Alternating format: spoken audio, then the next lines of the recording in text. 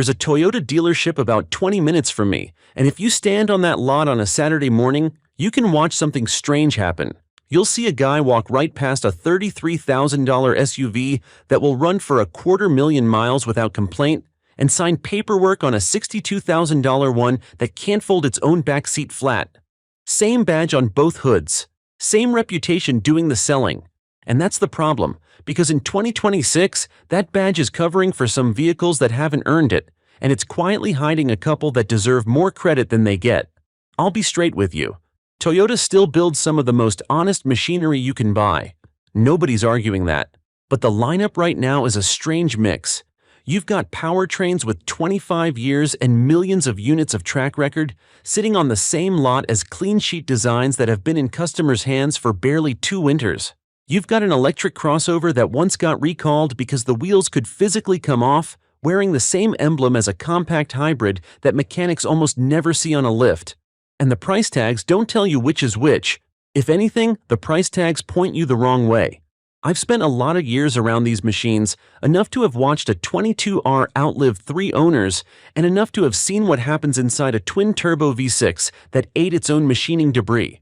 So today I'm going to walk you through 7 Toyota SUVs you can buy new in 2026. 3 of them I'd steer you away from, and I'll tell you exactly why with the numbers. 4 of them I'd put my own money on. And there's a thread running through all 7. One simple rule that separates the keepers from the mistakes, and once you see it, you'll never shop a Toyota lot the same way again. Stick around especially for the last one on the worst list. It's the most expensive vehicle in this video, and the reason it made the list should genuinely annoy you. Before we get to the list, let me show you what's actually going on, because this isn't really a video about 7 different vehicles. It's a video about one question: has the powertrain earned its keep yet? Toyota's reputation wasn't built by a marketing department. It was built by engines and transmissions that were deliberately understressed, changed slowly, and refined for decades. The 2.5-liter hybrid system in a RAV4 is the descendant of a design Toyota has been polishing since the first Prius in 1997. That's the machinery the legend is made of. But some of what's on the lot in 2026 is nothing like that. The badge transfers instantly, but the reliability doesn't. Reliability has to be earned one high-mileage odometer at a time. Keep that in your back pocket. Every vehicle on this list rises or falls on it. Let's start with the 3 worst. And worst number 1 is the Toyota BZ. If that name doesn't ring a bell, that's because Toyota changed it. This used to be the BZ4X, and if you followed the launch of that thing, you know why they wanted a fresh start. The BZ4X came out for 2023 as Toyota's first real mass-market electric vehicle, and within months it was recalled because the hub bolts could loosen and the wheels could literally detach from the car. Think about that for a second. The company famous for vehicles that never break shipped an SUV where the wheels falling off was the headline. Owners got told to park them. Toyota bought some of them back. It became the slowest-selling SUV in the whole lineup, and reviewers spent 2 years beating on its short range and its slow charging. Now, credit where it's due, because I'm not going to lie to you. The 2026 BZ is genuinely better. They gave it up to a 74.7 kilowatt-hour battery, good for around 314 miles, bumped the dual-motor version to 338 horsepower, added a heat pump, added battery preconditioning, put a native Tesla-style NACS charging port on it, and got the fast charging to a claimed 10 to 80% in about 30 minutes at 150 kilowatts. Those fix real complaints, and the heat pump alone matters more than people realize. The old car heated the cabin with a resistance heater, which is basically running a toaster off your driving range, and in a cold snap, that's where your winter miles were going. A heat pump moves heat instead of making it 3 or 4 times more efficient, and pairing it with battery preconditioning means the pack arrives at the fast charger warm enough to actually accept 150 kilowatts instead of trickling. So the engineering homework got done. Why is it still on the worst list then? Because of the rule. This platform has 3, going on 4, model years of history, and the history it has is rough. Consumer Reports rated the early ones below average. Owners still report more little software and hardware nuisances than you'd ever accept from a Camry. And here's a number worth chewing on. In the 2026 J.D. Power Dependability Study, gas vehicles averaged about 198 problems per 100 vehicles, while battery electrics averaged 237. The industry hasn't cracked this yet, and Toyota's first swing at it hasn't either. If you absolutely want one, a heavily discounted used one with warranty left is the play. Paying full new car money for it in 2026, that I can't recommend. Worst number 2, and this one's going to sting some people, the Land Cruiser. I know, the name alone is doing push-ups in your head right now. 80 Mule Team, cross the Sahara, buy it for your grandkids' Land Cruiser. And that's exactly the trap.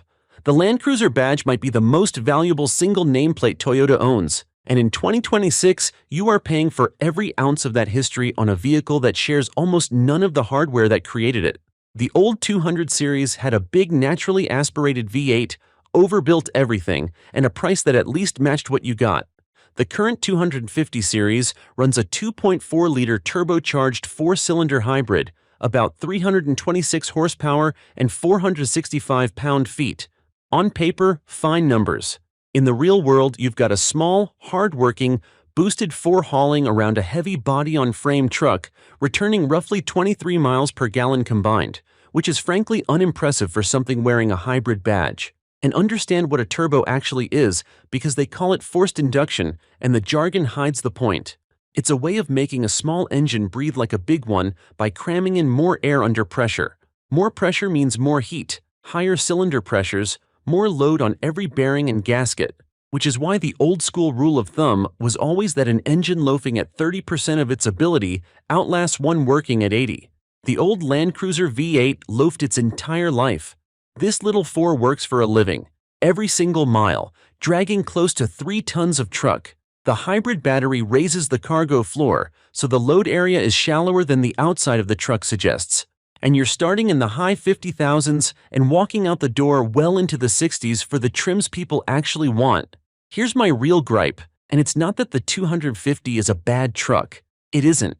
It's honest hardware underneath, shared with the Prado the rest of the world gets. My gripe is what you're paying for. There's a Lexus GX on the next lot over and a 4Runner on this one, built on the same bones, and the Land Cruiser's price premium buys you mostly the word on the tailgate. A 4-cylinder that's been in American driveways for a couple of years is wearing a legend that was earned by straight 6s and V8s over 70 years. The badge cashed a check the drivetrain hasn't written yet. When this powertrain has 10 years and 200,000-mile examples behind it, maybe it inherits the name honestly. In 2026, you're paying legend prices for a rookie. Worst number 3, the worst value on the whole lot, is the Sequoia. This one genuinely bothers me because the engine is the best part and everything around it lets it down. The Sequoia runs Toyota's iForce Max, a 3.4-liter twin-turbo V6 hybrid making 437 horsepower through a 10-speed automatic, and it tows better than 9,000 pounds. Strong, smooth, plenty of grunt. But a full-size family SUV has one job above all others: swallow people and cargo. And here the Sequoia fails in a way that's almost hard to believe. Behind the third row, you get 11.5 cubic feet of cargo space. That is the worst in its class, and it's not close. You can find compact cars with more trunk. Why? Because when Toyota redesigned this thing, they put the hybrid battery under the rear floor and went back to a solid rear axle. And between the two, the third row seats can't fold down into the floor anymore. They fold onto the raised floor, sitting proud, so you get humps and ledges where the old truck and every Tahoe and Expedition parked next to it gives you a flat load floor. Reviewers who actually live with it keep coming back with the same story: enormous outside, cramped and awkward inside. Let me explain why that axle choice cost you twice, because it's a nice little lesson in packaging. An independent rear suspension lets each wheel move on its own, which means the floor between the wheels can sit low and flat, and seats can drop down into it. A solid axle is one rigid beam connecting both wheels, and that whole beam moves up and down together, so the body needs room above it for travel, which pushes the floor up. Toyota went solid axle for towing strength and simplicity, a defensible engineering trait on a work truck. But then they parked a hybrid battery on top of that already raised floor, and the packaging never recovered. And the solid axle didn't just eat the cargo hold. Consumer Reports called the ride unsettled, the handling clumsy, and the whole package outdated on arrival, which is a rough thing to say about a truck that starts in the 60s and runs to $90,000 in capstone trim. 90 grand, and the previous generation's independent rear suspension and its party trick roll-down rear window are both gone. This is the rare case where the old one did the everyday stuff better than the new one. If you tow heavy every single weekend, fine, the Sequoia earns a conversation. For everyone else spending this kind of money on a family hauler, the packaging alone should send you elsewhere, and I'll show you where in a minute, because Toyota sells the answer on the same lot for $20,000 less.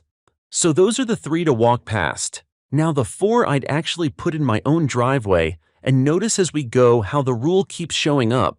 Every one of these is built around machinery with a long, boring, beautiful track record. Best number 1, the Grand Highlander. This is the truck that makes the Sequoia embarrassing. It's a 3-row family SUV with a 3rd row that adults can genuinely sit in, a properly usable cargo hold behind it, and a flat floor when you fold everything down. All the packaging basics. The Sequoia fumbles, done right, starting around $20,000 less. You've got 3 powertrains, a 2.4 Turbo 4, a 2.5 hybrid that returns around 36 miles per gallon in a vehicle this size, which is genuinely remarkable, and the Hybrid Max at 362 horsepower if you want the muscle. For most families, that middle one, the plain hybrid, is the sweet spot, because it's the same fundamental hybrid architecture Toyota has been refining for nearly 3 decades, just scaled up. Run the math on it against the Sequoia, and it gets almost funny. You'll spend roughly $20,000 less up front, then save again at every fill-up, since 36 miles per gallon against the big truck's thirst is real grocery money, month after month, and you'll do it while carrying more usable cargo behind the 3rd row. The Sequoia beats it at exactly one thing, towing, and if you're not towing a boat every weekend, you're paying full-size money to lose the comparison everywhere it counts. Now, the honest caveat, because I promised you honesty, the Grand Highlander is young, launched in 2024, and it hasn't had a spotless run. There was a stop sale early on over a driver's airbag issue with the interior trim, and in 2026, a small batch, around 5,400 units, got recalled for rear axle carriers. Software recalls, label recalls, the usual paperwork of a modern launch. None of it points at the core mechanicals, and the hybrid drivetrain itself is old, proven stuff, which is why it still makes this list. But buy it with eyes open, check that the recall work is done, and if you want maximum caution, the plain hybrid with the fewest new tricks is the one I'd pick.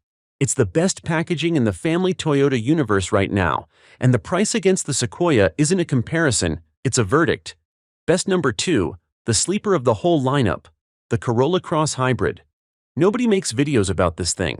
There's no forum drama, no waiting list, no dealer markup theater. And that silence is exactly what quality sounds like. The Corolla Cross Hybrid is the Corolla formula, the most proven cheap transportation formula on Earth, given a little ride height and a real cargo area. Around 42 miles per gallon combined, all-wheel drive available, and you're on the road in the low 30s, sometimes under 30 before they start adding floor mats. The powertrain is the small Toyota hybrid system that taxi fleets and delivery drivers have been flogging past 300,000 miles for years. The one where mechanics will tell you the most common repair is nothing. And there's a real mechanical reason for that, not just brand magic. Toyota's hybrid transmission isn't really a transmission in the normal sense. They call it a power split device, but forget the term. It's a single simple planetary gear set with 2 electric motors, no clutches slipping, no torque converter, no belts, no gears hunting around. The parts that wear out in a normal automatic simply are not in there. The engine itself runs a gentle efficiency-first combustion cycle and spends half its life shut off at stoplights while the battery does the work. Machines fail where there's friction and stress, and this design quietly deleted most of both. Is it exciting? No. It's a bit slow. The backseat is snug for tall passengers, and nobody at a stoplight will look twice. But here's what you're actually buying. The lowest cost per mile of anything on this list, insurance that won't hurt, brakes that last forever because the regenerative braking does half the work, and a drivetrain with so few wear items that your maintenance schedule reads like a short grocery list. For 2026, its recall history is a couple of trivial items, a labeling error, and a backup camera software fix. That's it.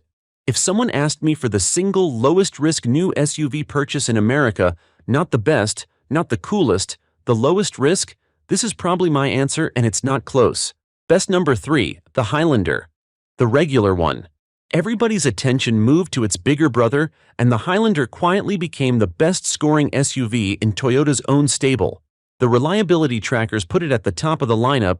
JD Power scores it around 84 out of 100, Repair Pal pegs average maintenance under $500 a year, and 10-year ownership cost estimates land around $6,000.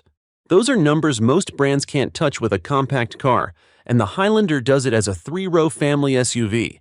And the reason is the rule again.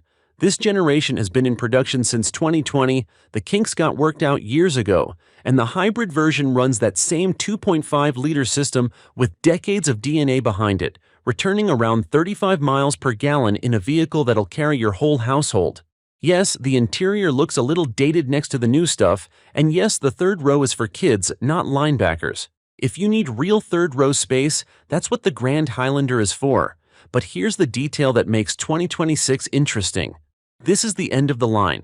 Toyota has said the Highlander name is going to an all-electric model for 2027, which means the gas and hybrid Highlander sitting on the lot right now is the final, most debugged, most sorted version of a known good design that will ever exist. In my world, that's not a reason to skip it. The last year of a proven generation is historically the best one to own. Dealers are motivated, the vehicle is mature, and nothing about it is an experiment. That combination doesn't come around often. And best number 4, the one I'd call the smartest all-around buy on a Toyota lot in 2026, the new RAV4. Now hold on, you might say, this thing is a full redesign, 6th generation, brand new for 2026. Doesn't that break your own rule? Fair question, and here's the truth. The sheet metal is new, but the heart is not. Toyota killed the gas-only RAV4 entirely, so every 2026 RAV4 is a hybrid built around the 2.5-liter hybrid system. The exact family of hardware that has been racking up trouble-free miles in Ravers, Camrys, and Lexuses for years. That's why this redesign is a different animal from a BZ or a first-year turbo truck.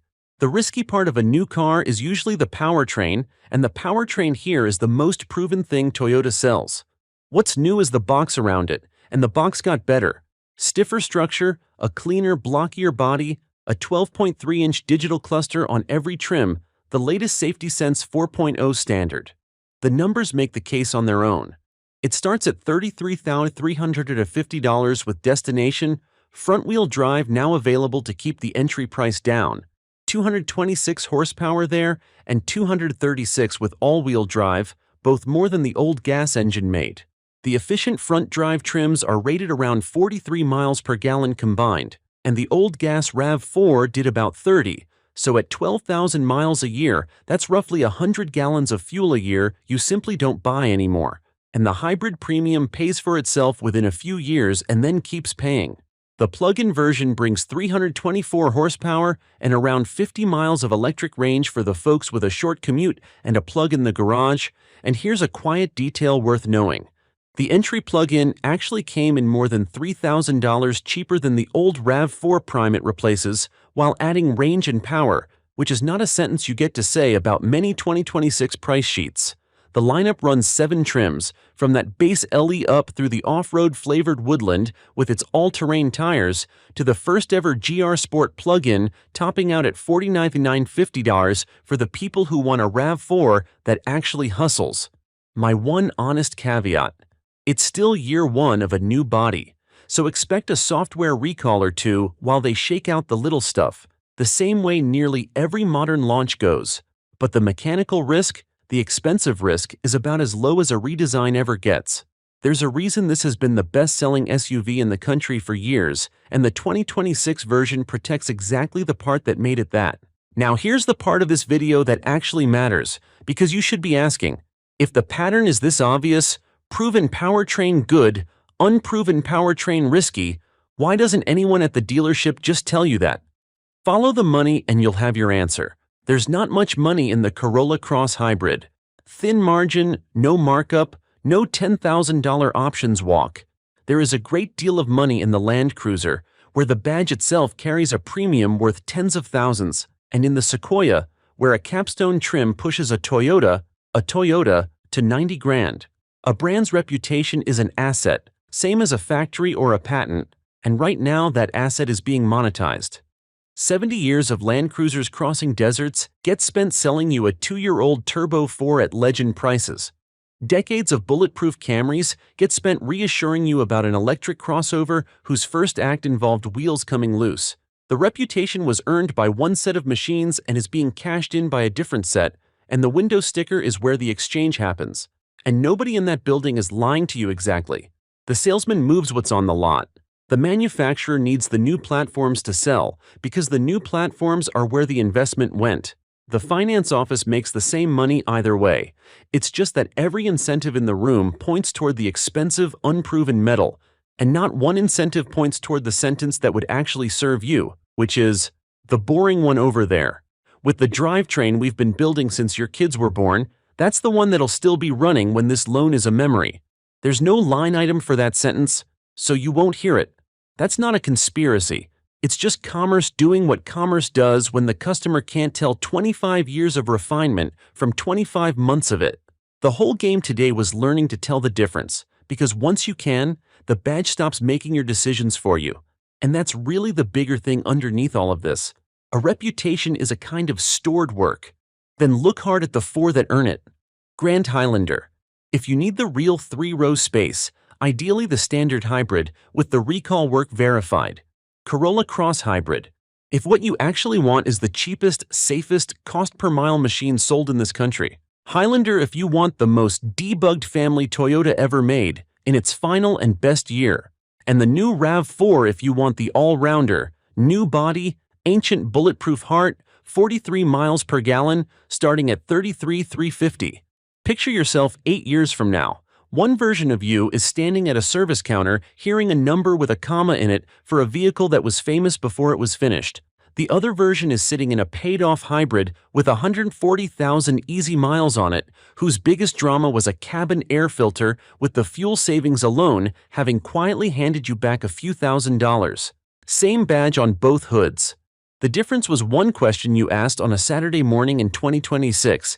Tell me in the comments which Toyota you'd actually put your money on. And more than that, tell me what you've seen with your own eyes. The highest odometer you've personally watched a Toyota reach, or the new one that let you down when the badge said it shouldn't. Where you live matters too, because Rust Country and Desert Country tell very different stories about the same truck, so mention your region. I read every single one of these, and honestly, the field reports you all leave down there are half the reason these videos keep getting made. You've collectively seen more of these machines than any test lab ever will. If this saved you from an expensive Saturday, subscribe, because next time we're getting into something that's been simmering in the comments for months, the V6 that Toyota killed, the one nobody was complaining about, and why the Turbo 4 that replaced it tells you everything about where the whole industry is headed. There's one engineering decision buried in that swap that almost nobody talks about, and it changes how you'll think about every new truck on the market. You'll want to be here for that one. Until then, keep your oil changed, keep your questions stubborn, and remember, the badge is a promise somebody else earned. Make them prove it's still good. May pinirmahan siya. Mga ganun. Oh, okay. Ibig sabihin, hindi naman siya kailangan pandiktaan ng magulang niya. So, sa tingin mo ba, minamanipulate siya or ganun talaga siya? Nakadepende kasi.